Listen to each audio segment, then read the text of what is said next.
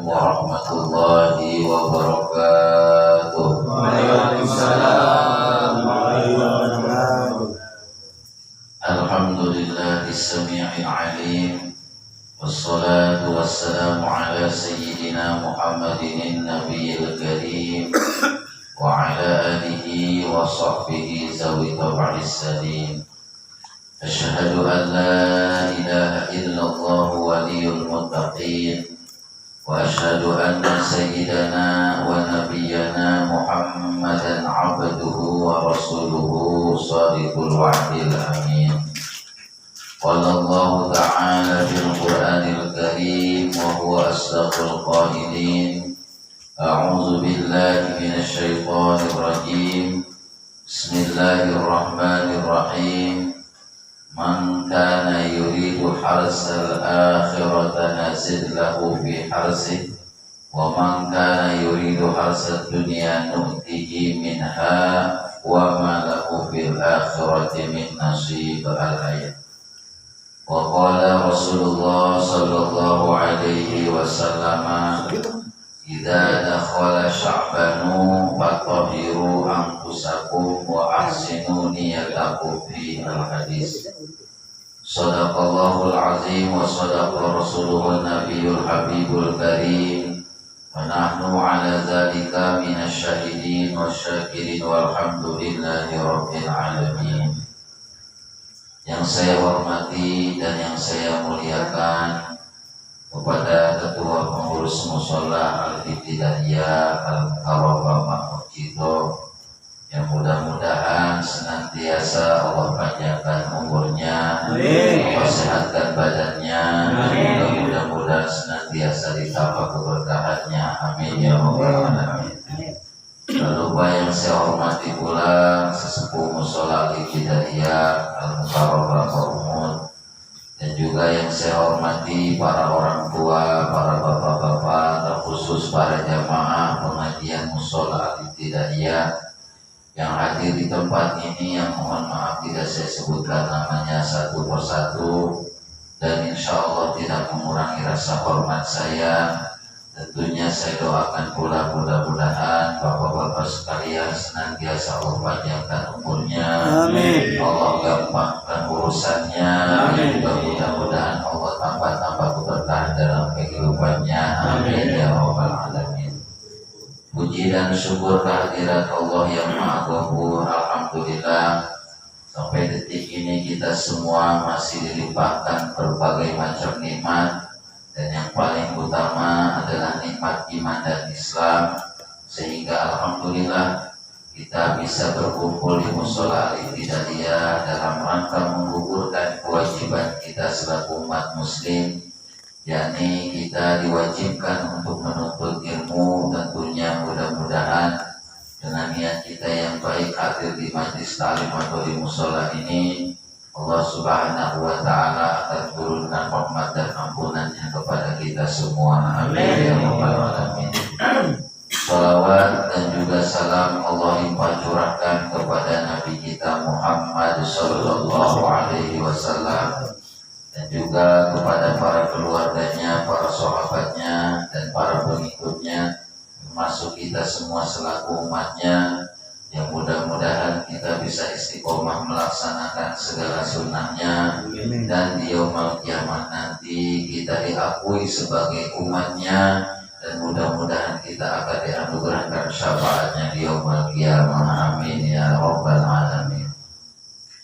Bapak-bapak hadirin yang dimuliakan Allah subhanahu wa ta'ala, di malam hari ini saya tidak akan membahas materi fikih dulu.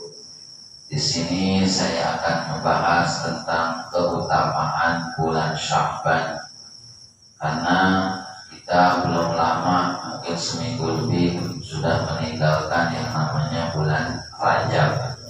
Kita sekarang sudah masuk ke bulan Sya'ban, atau bahasa orang sini namanya bulan Roah. Kenapa dinamakan bulan Sya'ban? Karena dinamakan bulan Sya'ban di anna bihi yatasa'abu al-khair, karena di dalam bulan Sya'ban itu berbagai macam kebaikan bercabang. Artinya kita di bulan Syaban ini kudu memperbanyak amal baik dari cabang manapun, baik dari ngaji, dari sholat sunnah, dari sedekah, dari kerja bakti. Tujuannya kita memperbanyak cabang kebaikan. Dan di bulan Syaban ini bulan yang banyak dilupakan oleh umat muslim, karena fokusnya di bulan Rajab ada Isra Mi'raj dan juga fokusnya Ramadan. Padahal memang bulan Syaban yang undangan ada sepi, tapi tetap ini bulan banyak dilupain. Sebab kenapa? Karena di bulan Syaban orang kadang fokusnya udah ke Ramadan, udah mikirin puasa. Padahal fokus kita juga sama di bulan Syaban ini, kita kudu isi dengan ibadah. Apalagi baru saja kita habis merayakan pesta demokrasi. Ya, mungkin ada yang belum move on atau yang bagaimana. Intinya mah jangan sampai gara-gara hal tersebut kita lupa ibadah kepada Allah. Karena tujuan kita utama adalah pengen bahagia dunia akhirat. Itu kita harus pikirkan. Allah Subhanahu wa ta'ala dalam Al-Qur'an berfirman, Allahu latifun bi ibadihi yarzuqu man yasha wa huwal qawiyyul aziz. Jadi Allahu latifun bi ibadihi maknanya yurabihim bisubi sunubin minal biri la tubalibul afhar. Allah itu punya sifat latif. Latif itu artinya Allah yang maha penyayang, yang mengurus hambanya dengan beraneka warna kebaikan. Kita dikasih kebaikan. Bahkan satu makna yang lain arti latif itu Allah menyayangi seseorang padahal dia sendiri gak sayang sama dirinya. Kayak gimana gak sayang sama dirinya? Dia gak taat kepada Allah, gak nurut perintah Allah, berarti orang tersebut gak sayang dengan dirinya sendiri. Makanya dalam Al-Quran pun Allah mengatakan bukan Allah yang menzalim manusia, tapi manusialah yang menzalim dirinya sendiri dengan dosa. Tapi Allah maha latif, Allah itu maha penyayang. Kemudian yarzuqu man yasha, Allah akan memberi rezeki kepada orang yang dikehendaki. Artinya semua makhluknya Allah termasuk kita manusia itu pasti diberi rezeki. Cuman penafsiran rezeki ini jangan ke duit doang gitu. Ya, pemahaman rezeki ini tidak hanya ke duit.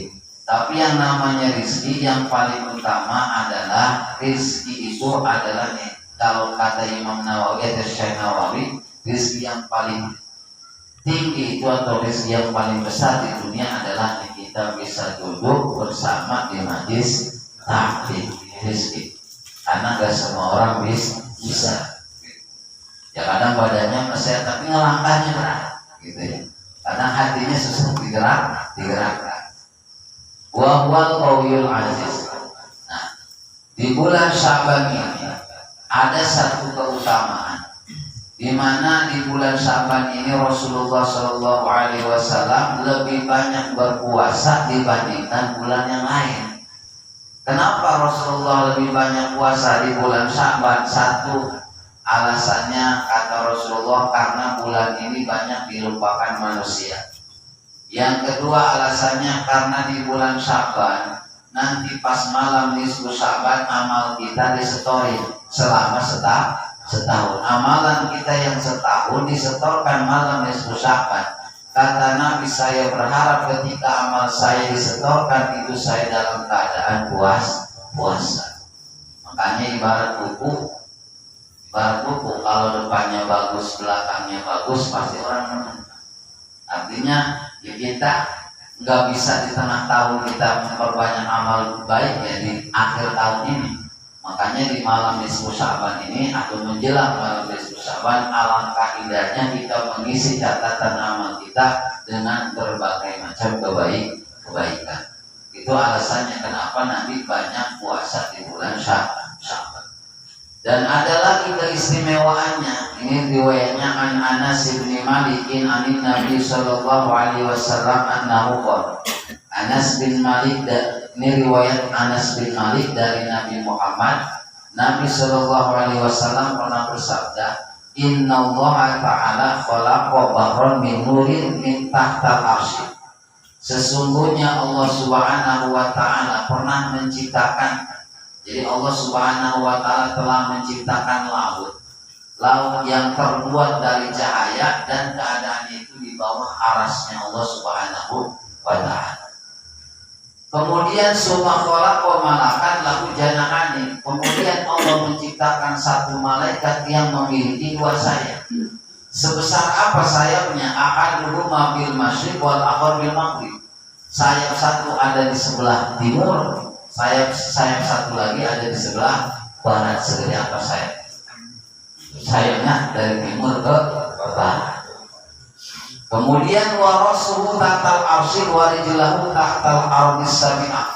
Kepala malaikat tersebut ada di bawah aras dan kakinya ada di lapisan bumi paling bawah yang ketujuh. Itu kakinya. Kakinya ada di bumi di paling bawah yang lapisan ketujuh. Kepalanya ada di aras. Segede apa coba malaikat, Pak? Gitu. Ya wajar nggak wajar, Pak? Kita kalau dilihat sama malaikat paling bumi segede bola, gitu ya. Bola itu ya kecil karena matahari itu besar. Nah, fa'idha sholal abdu alayya fi syahri sya'ban amarallahu ta'ala zalikal malak.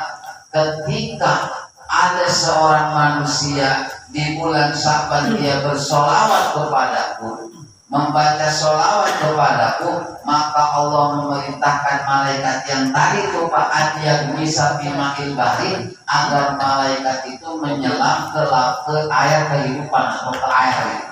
Itu malaikat suruh nyelam yang tadi besar itu. Setelah menyelam tadi payah misuzalikal malak summa yakhruju minhu fayan budu janahai. Ketika malaikat habis tenggelam keluar dari air tersebut, nah kemudian malaikat itu mengibaskan dua sayapnya tadi.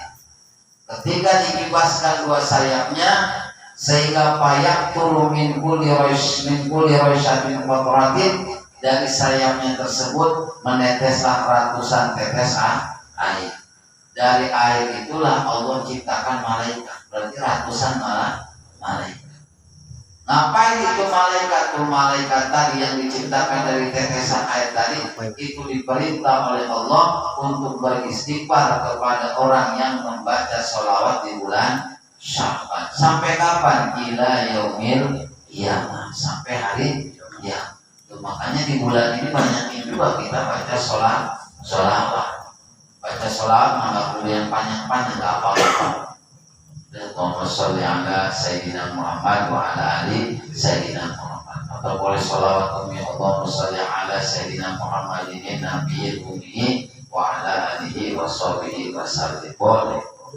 Atau yang paling pendek atau yang bilang sholawat Jibril, sallallahu ala Muhammad. Paling pendek sallallahu ala Muhammad. Tapi intinya kita mau beribadah baca sholawat di bulan Sya'ban. Supaya apa?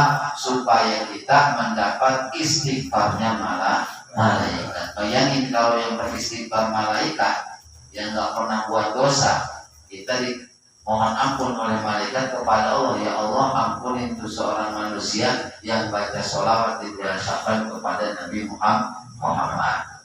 Jadi fadilah pertama di bulan Sya'ban kita memperbanyak membaca sholawat.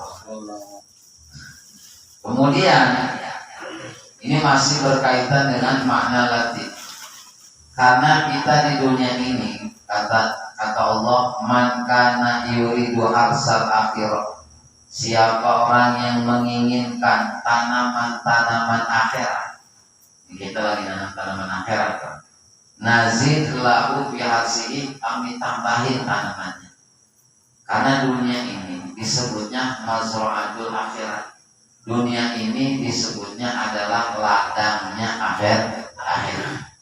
Yang namanya ladang tempat nanam, entar panennya di akhir.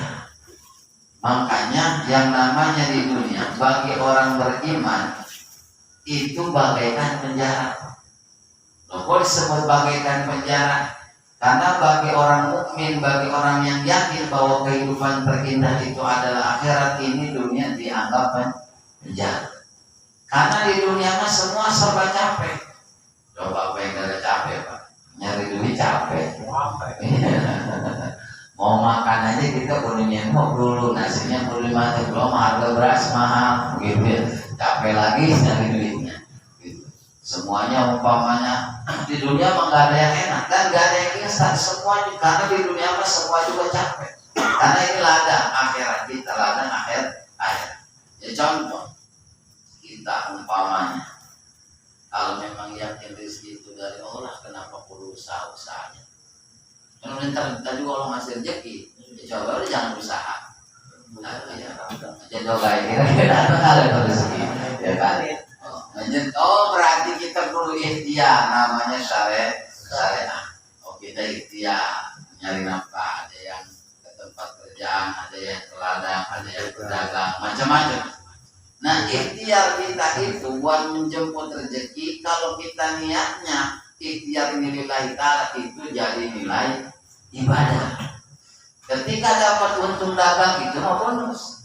Ketika kita usaha ada gaji itu mah udah bonus. Karena berangkatnya kita mau nyari nafkah, mau mempertahankan hidup, itu jadi ibadah. Makanya kalau kita bicaranya hakikat, udah repot. Hidup itu kalau bicara hakikat mah repot. Kayak gimana? Ya kayak kita umpamanya biasanya kalau ngantuk minum kopi. Dan apakah harus minum kopi ngantuk hilang? Tidak. Iya kan? Iya, ada yang minum kopi 3 gelas ngantuk aja. Tetap aja.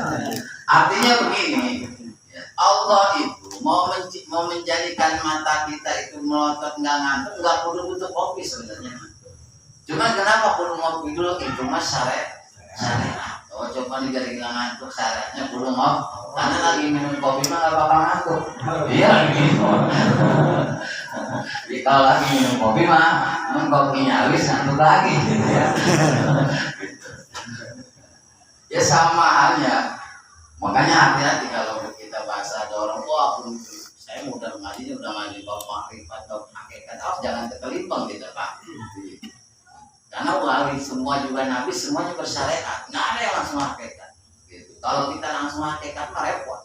Ya, contoh umpamanya kita sakit kepala minum obat sakit kepala. Ya pertanyaannya, apakah Allah butuh obat sakit kepala nyembuhin kepala kita? Enggak. Jadi berarti obat tuh nggak ada pengaruh apa? Nah kenapa gitu perlu berobat segala? Itu syariat. Dan ketika kita beli obat, tujuan kita pengen sembuh, pengen ikhtiar, kita itu jadi paham. Karena perintah Allah kita ikhtiar. Gitu.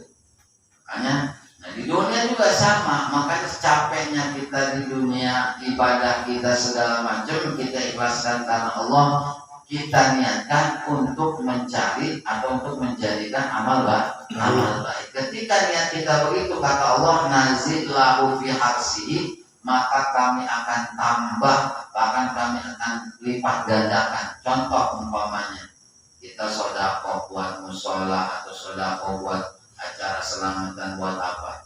1 kali sedekah itu dilipat gandakan sampai ila sab'imi'atin, sampai 700 kali lipat. 700 janji Allah itu bukan janji saya, janji Allah. Ada di Qurannya, ada masalul ladina yunfiquna amwalahum fi sabilillah kamasali habbatin ambatat sab'a sanabila fi kulli sumbulatin mi'atu habbah. Jadi perumpamaan orang yang menginfakkan hartanya di jalan Allah itu dia seperti nanam biji, nanam benih. Kita nanam biji. Contoh umpamanya mangga, padi. Kalau padi mah nggak ada cabang, soalnya mangga yang ada cabangnya ya. Nanam mangga, kemudian mangga itu jadi punya 7 cabang. Jadi perumpamaan punya 7 cabang. Setiap cabang berbuah 100. Berarti kalau 7 cabang 700. Jadi kita itu kalau sedekah, kalau kita yakin sedekah 1000, Allah balas 700 kali lipat. Jadi 700 cuma jangan ditungguin. Mana Ustaz? Ya 10.000 udah ngitung-ngitung, 10.000 kali 700 katanya. Udah 7 juta kutunya mah. mana tahun-tahun dapat 7 juta. Jangan ngaruhi di dunia. Kan kita mah lagi nanam juga tanaman akhir. Kalau pengen panennya di dunia merugi kita di akhirat itu. Makanya di situ mangkana yuridu harsal akhirat. Cuman kata Allah, wa man kana yuridu harsad dunya nu'tihi minha, cuman wa malahu fil akhirati min nasib. Kalau ada orang di dunia hanya menginginkan menanam dunia, maka kami berikan di dunia, cuma di akhirat gak kami kasih. Ya kayak kita, kalau umpamanya kita, bapak-bapak sekalian, berangkat usaha, tujuannya cuma pengen kaya, cuma pengen nyari dunia, ya cuma dapat dunia. Kita nggak dapat pahala di akhir. Tapi kalau kita niatkan, saya mau mempertahankan hidup anak istri saya, mau menafkahi saya dan keluarga saya, maka ketika kita berangkat itu jadi ladang amal akhir. Pentingnya kita memperbaiki ini. Ya, makanya kata Nabi, idza dakhala Sya'ban fatahiru anfusakum wa ahsinu niyatakum. Kalau masuk bulan Sya'ban pertama, fatahiru anfusakum, sucikanlah diri kalian. Sucikan apa? Terutama di bulan Sya'ban dianjurkan kita memperbanyak mensucikan hati. Ini urusan hati, Pak. Karena hati mah nggak kelihatan. Itu hati mah nggak kelihatan. Kenapa disuruh mensucikan hati? Karena ketika di bulan Sya'ban bersih hati, maka di bulan Ramadan akan bersih ruh kita. Cuma cara mensucikan hati kayak gimana? Jauhin sifat-sifat yang tercela yang bisa memotori hati. Kemudian wa ahsinu niyatakum, kalau masuk bulan Sya'ban perbaguslah niat kalian. Karena yang namanya kita udah tahu, kita nggak tahu tahun depan ketemu lagi apa enggak, kita sabar tuh gitu. Makanya di bulan ini selain kita memperbanyak cabang kebaikan, kita berlatih atau belajar meluruskan niat. Apalagi jangan sampai begini, kita ini kan mau Ramadan. Sekarang orang masih terlena umpamanya dengan pesta demokrasi umpamanya, sampai lupa dengan ibadah. Yang penting itu ya urusan kita ibadah itu mah urusan istilahnya dunia. Penting mah urusan ibadah kita kepada Allah. Itu yang harus kita utamakan. Wah, jangan sampai ngalamun aja umpamanya mikirin aja, jangan sampai kayak gitu. Yang harus kita pentingkan adalah ibadah kita kepada Allah Subhanahu wa ta'ala. Nah, kemudian makna latif selanjutnya yaitu artinya Allah yastaqilul kasir min aqwa'i wa yastaqsirul qalil min aqwa'at min ibadi. Allah latif artinya Allah Maha Penyayang begini. Pertanyaan ini supaya paham. Nikmat yang Allah berikan kepada kita dengan ibadah yang kita persembahkan kepada Allah itu lebih besar mana? Nikmat yang Allah berikan kepada kita dengan ibadah yang kita persembahkan kepada Allah lebih besar mana? Nikmat. Ya kan? Ya, lebih besar nih.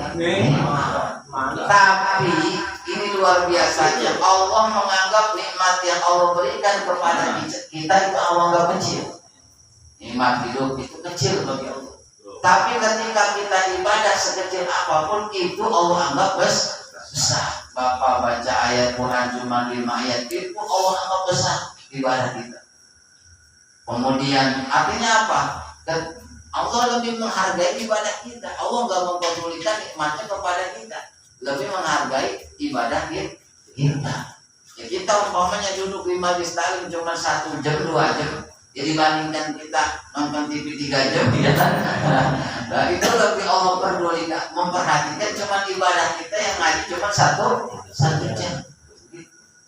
Makanya nikmat Allah yang begitu besar, pemberian Allah yang begitu besar, Allah anggap kecil, tapi ibadah kita yang kecil itu Allah anggap besar. Apalagi ibadah kita yang besar.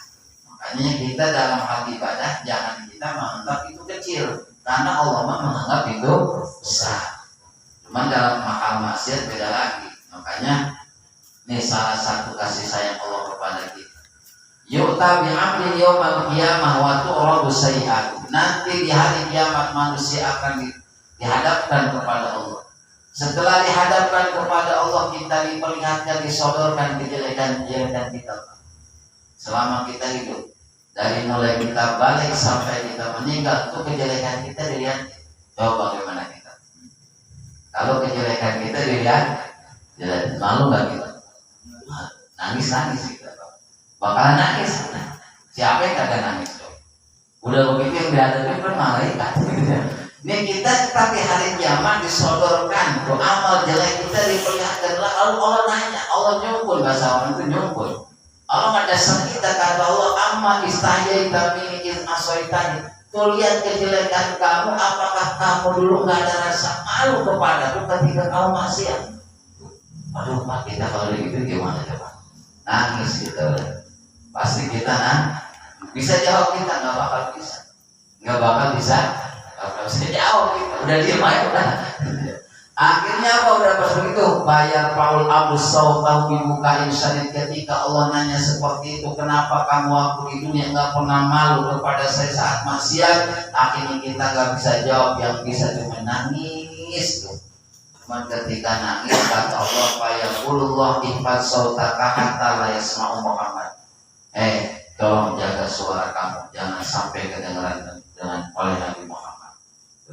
Jangan sampai kedengaran sama Nabi Muhammad. Kata Allah, wala ya'rifu. Dan juga jangan sampai Nabi Muhammad itu tahu. Sekarang begini kata Allah, ani satartuha di dunia wa ana akbiru al-yaum.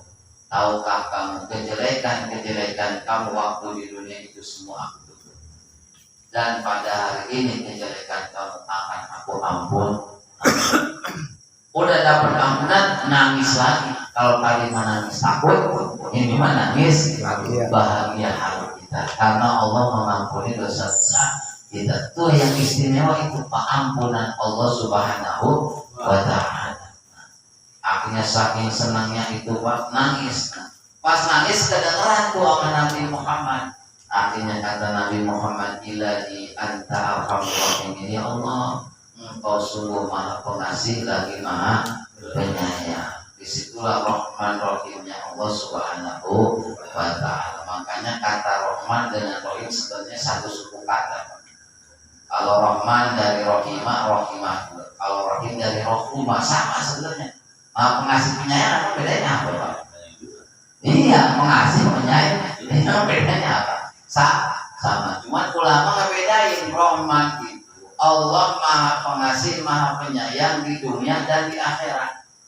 Sehingga kita nggak usah aneh, nggak usah iri. Ketika kok kenapa ada orang padahal dia bukan ahli ibadah, padahal dia bukan bahkan dia nggak beriman kepada Allah, tapi kok dikasih hidupnya enak. Jangan suka iri kita. Kenapa? Karena itu Allah memperlihatkan kasih sayangnya di dunia. Semua di dunia mau Allah nggak tebang pilih, siapapun dikasih rahmatnya Allah Subhanahu wa Ta'ala. Itu di dunia, tapi ntar di akhirat itu hanya sifat rahim. Artinya di akhirat yang Allah bakal kasih rahmat, yang Allah akan kasihani adalah hanya orang-orang yang beriman.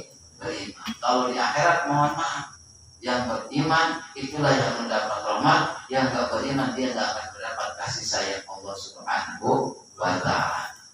Makanya mempertahankan iman dan Islam itu mudah gampang. Itu susah. Gitu. Makanya gede kita godaannya mempertahankan iman. Apalagi jangan sampai kita mengharamkan yang halal. Yang halal diharam itu nggak boleh.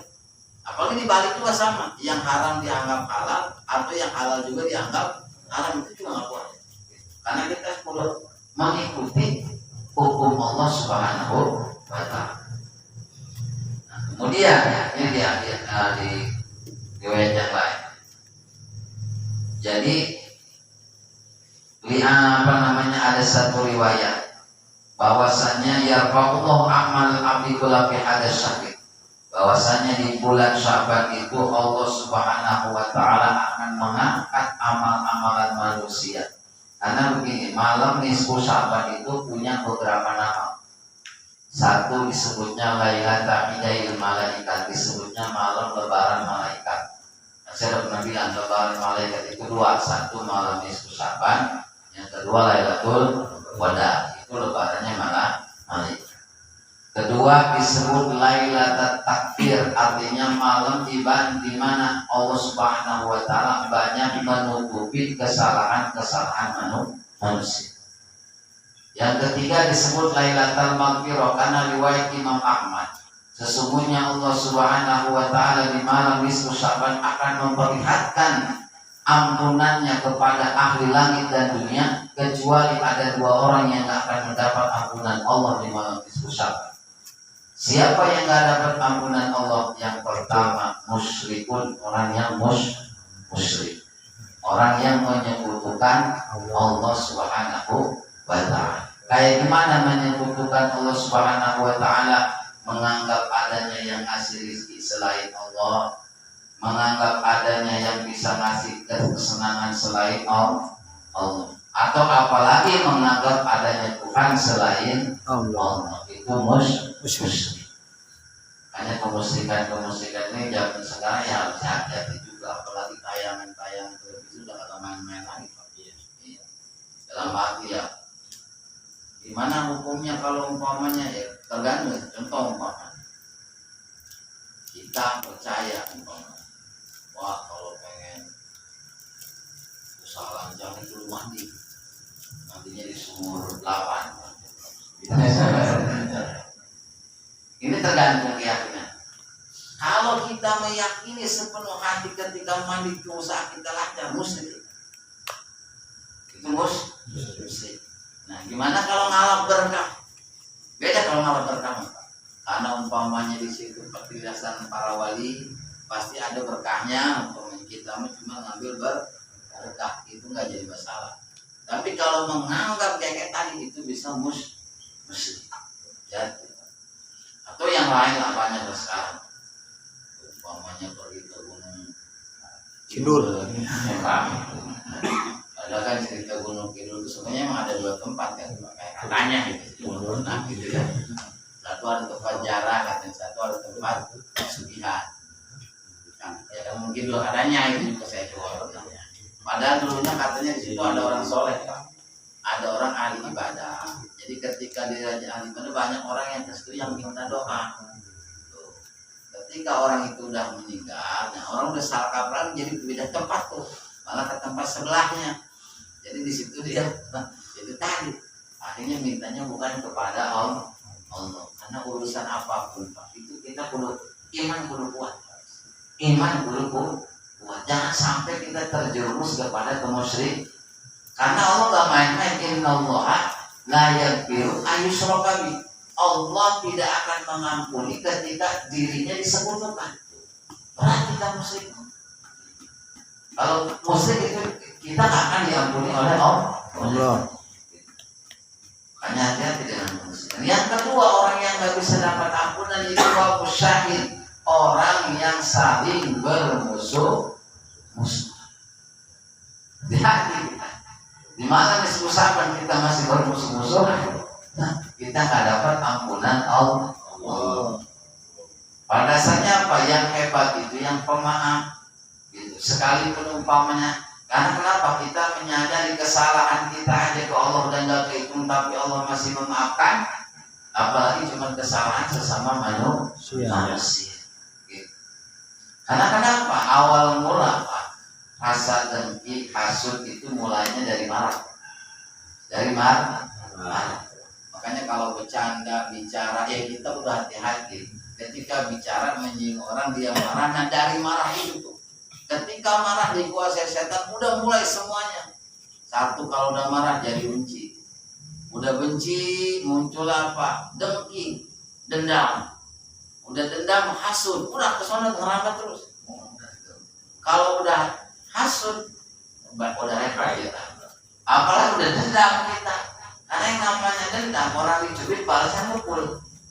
Ketika orang dendam itu nggak cukup dengan balasan yang sama, pasti dia pengennya lebih. Itu bahaya dendam. Makanya itu semua dari mana? Itulah pentingnya kita menjaga hati. Kemudian malam nisfu Sya'ban juga disebutnya malam Lailatul Syafa'ah, artinya malam di mana Allah Subhanahu wa taala banyak menurunkan pertolongan atau syafaatnya kepada makhluknya, kepada manusia. Karena ada riwayat di dalam kitab Mukasyafatul Qulub, ketika Kanjeng Nabi pengen memberikan syafaat, pengen dapat syafaat kepada umatnya, itu mintanya dari tanggal malam 13. Malam 13 Nabi minta cuma dikasih sepertiga syafaat. Di malam ke-14 Nabi minta cuma dikasih 2/3. Pas di malam nisfu Sya'ban Nabi dikasih dikasih 100% full, dikasih syafaat oleh Allah Subhanahu wa taala. Makanya disebutnya malam nisfu Sya'ban itu malam Lailatul Syafa'ah. Kemudian ada lagi disebut lagi malam Lailatul Maghfirah. Ini ada kisah. Jadi Kanjeng Nabi itu kan istrinya Nabi juga pernah mengadu, Pak. Nah Aisyah ini bangun tidur melihat kamar, ini laki gua kemana nih? Jangan-jangan ke bini yang mana? Curiga tuh. Datang di TPS. Akhirnya dicari suaminya oleh Aisyah. Pas lewat ke masjid ternyata Kanjeng Nabi lagi di masjid. Kelihatan Nabi sujud lama banget sujud. Aisyah nungguin aja Aisyah. Beres sujud tanya. Nabi tumben-tumbennya tengah malam di Sya'ban kan itu Pak, ada di masjid. Kamu tahu nggak? Di malam ini kata Kanjeng Nabi, Allah itu akan memberikan ampunan, akan membebaskan orang dari api nerakanya Allah sebanyak bulu domba. Maksudnya banyak bulu bukan kita belum ngitungin bulu, bukan. Saking tidak terhitungnya. Jadi di malam nisfu Sya'ban itu Allah banyak membebaskan orang dari api neraka. Cuman ada pengecualian, orang-orang yang nggak akan dapat ampunan Allah Subhanahu wa taala. Bahkan ada satu lagi yang disebutnya lagi malam Lailatul Qasmah atau malam Lailatul Takdir. Nanti begini, nih makanya kenapa kita di malam nisfu Sya'ban itu minta rezeki yang halal buat ibadah. Biasanya kita ngajiasin 3 kali tuh. Permintaan pertama kita pengen dikasih rezeki yang halal buat ibadah. Yang kedua kita pengen panjang umur buat ibadah. Yang ketiga kita pengen dikuatkan iman Islam kita, artinya ditetapkan iman Islam kita sampai kita husnul khotimah. Kenapa demikian? Karena Pak di malam nisfu Sya'ban disebutnya malam takdir. Itu Allah menulis di tahun depan siapa yang meninggal, siapa yang umur panjang, itu penentuannya tentang nisfu Sya'ban. Tentang nisfu Sya'ban itu Allah ngasih catatan ke malaikat Jibril. Kata Jibril nih jadwal tahun depan. Makanya di malam itu kita berdoa mudah-mudahan nama kita nggak masuk ke list di situ. Malam nisfu Sya'ban. Karena di situ, karena malaikat Israel nggak akan mungkin mencabut nyawa seseorang kalau nggak ada daftar namanya di situ, Pak. Gitu. Hanya yang udah meninggal yang udah daftar namanya. Gitu. Penentuannya di satu baik nisfu Sya'ban. Yang kedua, malam Allah Subhanahu wa taala mentakdirkan rezeki kita selama setahun. Nih, entar bisnis meledak tahun kemarin. Kali aja nih tahun ini nih meledak nih. Begitu. Kali aja umpamanya kerjaan lebih meningkat di tahun ini. Itu makanya di malam nisfu Sya'ban kita berdoa. Makanya itu kita berdoa. Kemudian yang ketiga, Allah menentukan, nah siapa orang yang membangun pada tahun besok itu harus bangun rumah, bangun apa, itu penentuannya malam nisfu Sya'ban. Dan sama lagi satu lagi ketika orang nih nikah jodohnya itu sama penentuannya malam nisfu Sya'ban. Makanya malam nisfu Sya'ban mah kita banyak berdoa. Beda ntar kalau bulan Syawal. Nah, kalau memang kalau urusan Syawal bagusnya memang kalau menikah ya nikah bagusnya bulan Syawal.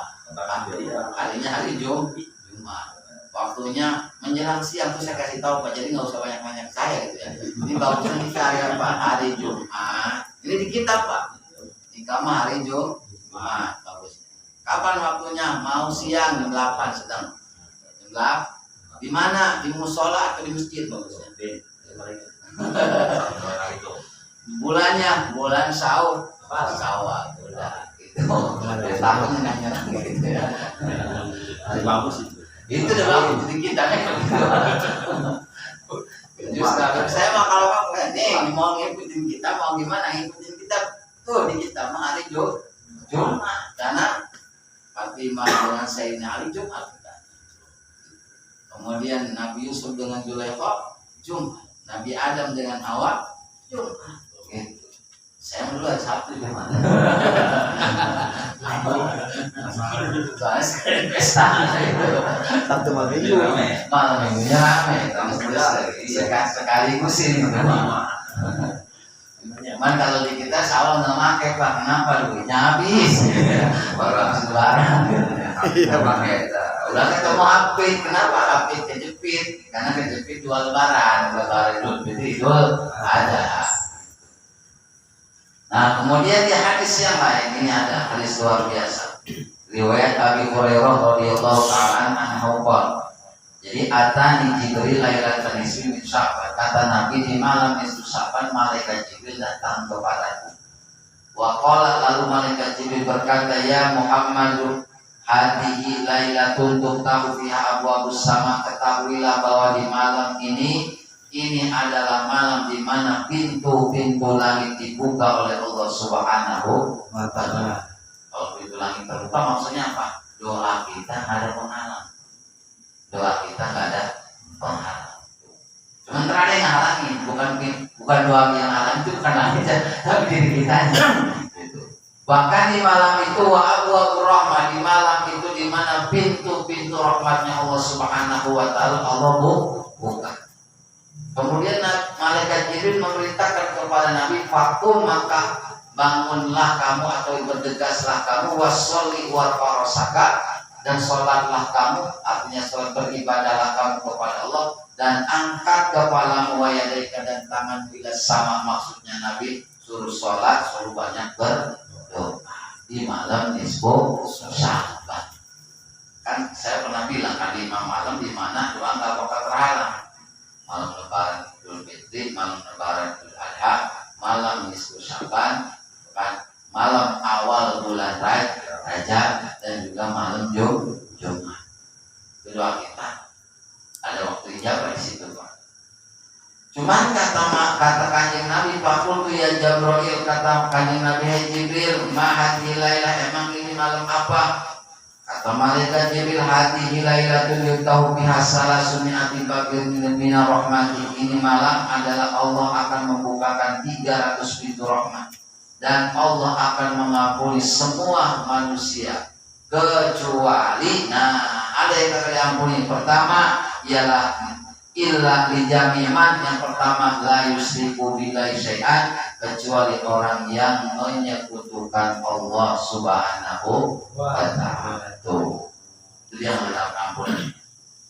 Yang kedua illa man kana sahiron, kecuali juga orang yang suka bermain sihir.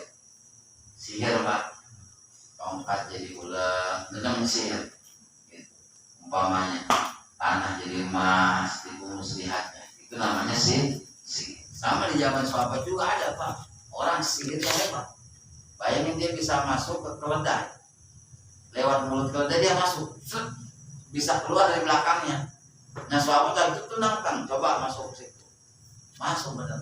Ternyata mau dibunuh Pak. Karena kenapa? Saking membahayakannya orang yang punya sihir. Karena sihir itu memang berada sejak zaman Nabi Sulaiman.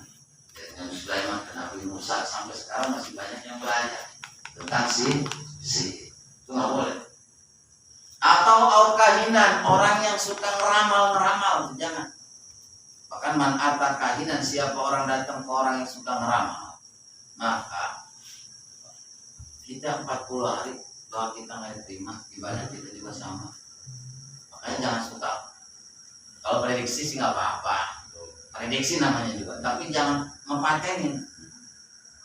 Yakin ini bukan tahun depan Kalau begini, itu nggak boleh. Sekalipun ada namanya ilmu nujum, ilmu perhitungan, bisa perhitung, cuman itu nggak boleh digunakan kecuali hal-hal tertentu. Nggak boleh digunakan. Kayak gimana yang nggak boleh? Kayak menentuin awal Ramadan, itu pun gitu. Sekarang umpamanya udah nentuin Pak Muhammad di tanggal Senin, ya. Tadi saya bocoran di awal ini udah paling hitung semua nih. Puasa di Selasa, puasa di Selasa, lebarannya Rebo. Pemerintah belum. Entah pemerintah, Mama. Biasanya pemerintah biasanya pakai rupiah dulu, artinya pakai teropong dulu. Udah ada juga lagi dulu. Nah, kemudian au musyahid atau orang tadi yang apa namanya bermusuhan, au mudmina khamrin atau orang yang meminum arak. Artinya ketika malam nisfu Sa'ban justru dia malam minum arak, dia tidak mendapat ampunan Allah Subhanahu wa taala. Au musiran ala zina atau orang yang tetap melaksanakan zina, melakukan zina. Cuman ya akhir-akhir ini ya memang udah ciri akhir zaman. Ciri akhir zaman itu satu. Yang pertama, banyaknya perempuan dengan laki-laki 5:1. 5:1. Tadi akhir zaman itu perempuan itu populasinya lebih banyak daripada laki-laki. Enaknya bini banyak. Ini godaannya doang. Yang kedua, banyaknya mohon maaf anak anak yang hasil daripada hubungan di luar nikah, makin memperajalela. Makin banyak maksudnya. Dan yang ketiga, nanti mah di akhir zaman orang zina itu terang-terangan. Orang zina itu terang, itu akhir zaman nanti. Tapi sekarang udah cirinya udah banyak. Dan di antara cirinya akhir zaman ialah pasar semakin dekat. Sekarang di kasur orang bisa belanja.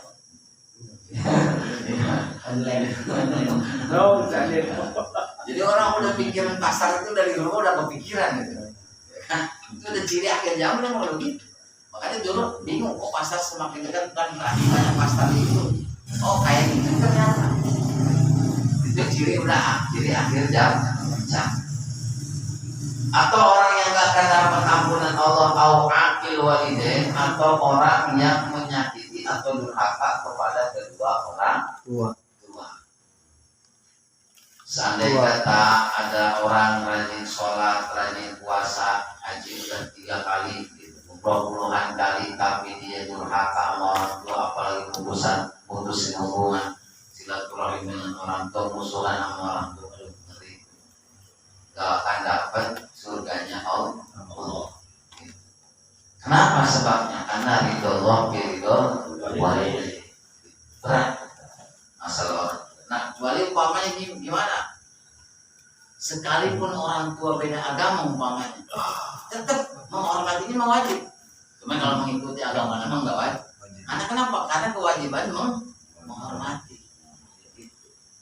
Kewajiban menghormati sebagai orang tua. Awin namam atau orang yang gak akan dapat ampunan Allah adalah orang yang suka mengadu domba. Banyak sekarang mengadu dombanya lewat media sosial.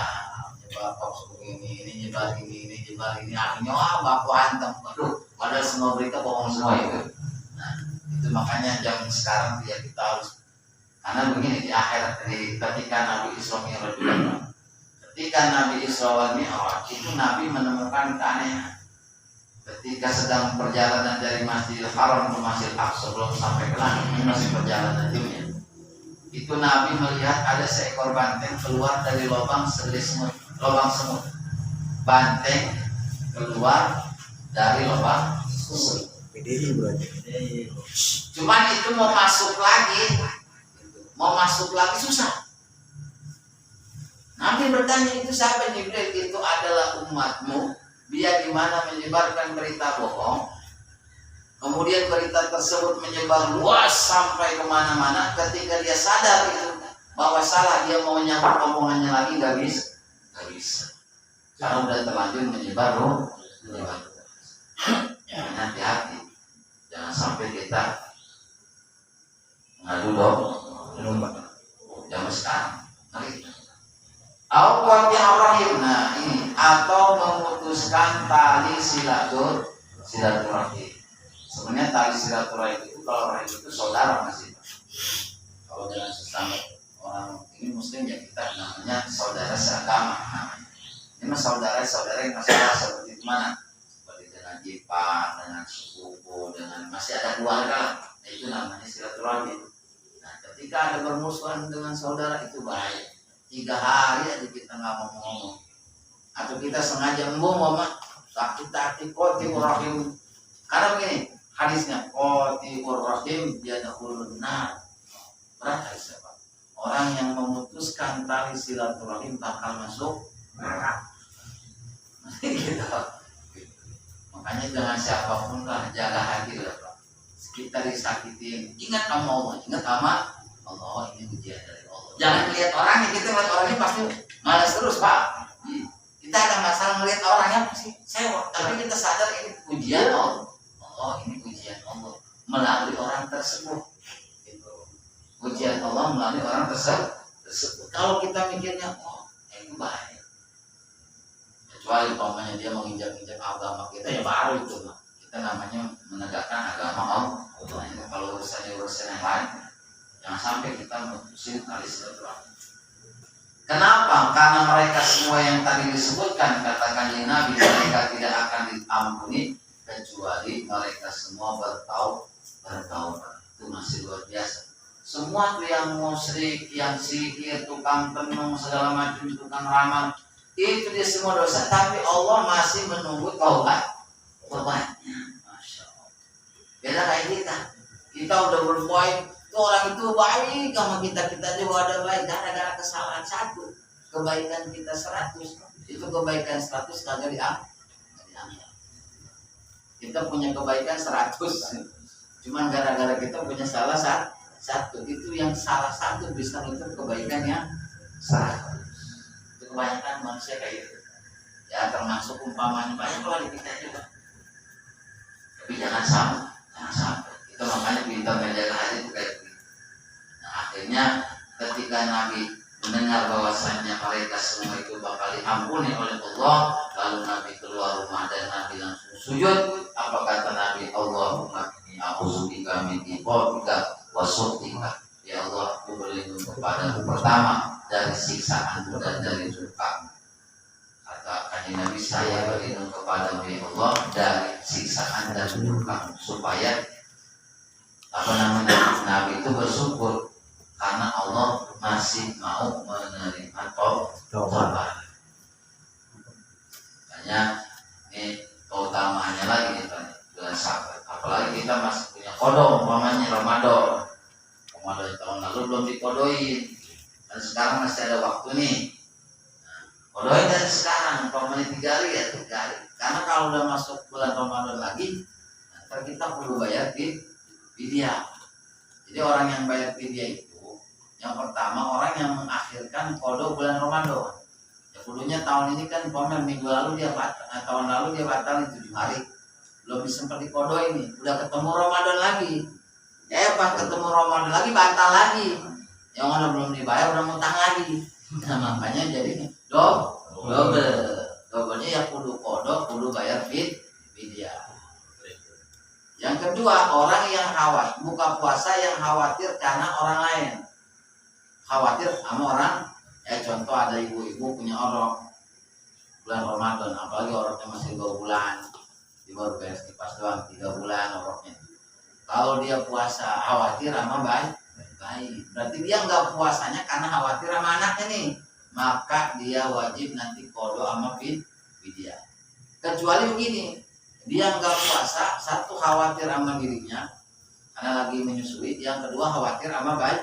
Jadi yang dikhawatirkan 2 orang, dirinya sama diri sendiri sama baik. Nah itu mah nggak perlu bayar fidyah, cukup kodo. Makanya ya kalau umpamanya orang sadar bayar fidyah, saya dari fidyah banyak gitu. Kalau orang sadar bayar fidyah banyak gitu dari fidyah juga. Mantap. Makanya yang mengakhirkan kodo bulan Ramadan ya harus dia membayar fidyah. Atau tadi dia membuka puasanya karena, atau begini khawatir itu bukan karena orang. Ya, contoh gimana punya bebek 1000 jangan. Kebetulan bulan puasa, waduh kalau puasa dalam jasa gitu.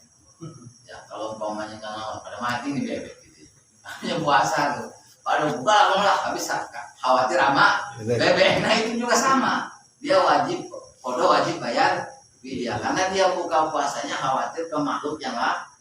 Gue jangan nyara bebek lah. Biasanya jangan banyak. Ya kalau 1000 mah iya. Kalau punya 2 Dua biji lah, 2 ekor matut. 2 biji bang. Mana ada orang yang hanya wajib kodok tapi nggak wajib bayar fidyah. Kayak gimana ya? Seperti buka puasa karena sakit, itu hanya wajib kodok. Atau buka puasa karena memang di perjalanan jauh, bukan perjalanan kampung air, jauh ini perjalanannya jauh, capek melelahkan, boleh buka. Kalau memang kuat silakan puasa, atau kuat boleh buka. Dan ketika buka dia nggak perlu fidyah, cukup bayar kodok. Ada orang nggak wajib bayar kodok, cuma fidyah doang. Siapa? Orang lansia, berpikun, udah nggak kuat puasa udah keluar entah gitu, nggak kuat puasa umpamanya nih. Nah dia cukup fidyah aja, nggak wajib bayar kodok. Dan yang paling enak nggak wajib bayar kodok, nggak wajib fidyah.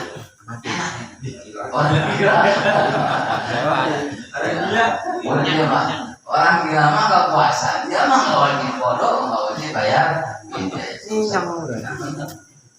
Masih undur. Hukum kalau orang buka di bulan suci Ramadan. Di situ Pak, yang menanya. Silakan dan juga bisa jadi untuk kita semua. Amin. Kurang dan lebihnya saya mohon maafkan, yang salah dari saya pribadi, yang benar hanya dari Allah. Akhirul kalam, Allahul muwaffiq ila aqwamit thoriq. Wassalamualaikum warahmatullahi wabarakatuh. Radhiyallahu ta'ala wa tabaraka an sadatina ashabi Rasulillah ajma'in. Amin. Alhamdulillahi rabbil alamin. Alladzi wa fi ni'mahu wa yukafi'u mazidah. Ya Rabbana lakal hamdu kama yanbaghi li jalali wajhika al-karim wa 'azimi sultanika. Allahumma shalli ala sayyidina Muhammad wa ala ali sayyidina Muhammad. Allahumma ighfir lana dzunubana wa li walidayna wa rahmana wa rabbayana shighara wa li مشايخنا ولإخواننا ولجميع المسلمين والمسلمات والمؤمنين والمؤمنات الأحياء منهم والأموات. اللهم سلمنا وأهلنا من عذاب الدنيا وعذاب الآخرة وفتنة وبلية إنك على كل شيء قدير. اللهم بارك لنا في رجب وشعبنا وبلغنا رمضان واغفر لنا ذنوبنا وحسن مقاصدنا. اللهم اجعل نعمتنا دائما ودولتنا قائما وأولادنا علماء ولا تسلط علينا ظالما لا يخافك ولا يرحمنا. اللهم إنا نسألك علما نافعا وعملا متقبلا ورزقا حلالا طيبا واسعا. ربنا هب لنا من أزواجنا وذرياتنا قرة أعين واجعلنا للمتقين إماما. رب اجعلني مقيم الصلاة ومن ذريتي ربنا وتقبل دعاء. ربنا آتنا في الدنيا حسنة وفي الآخرة حسنة وقنا عذاب النار. وصلى الله على سيدنا محمد وعلى آله وصحبه وسلم والحمد لله رب العالمين.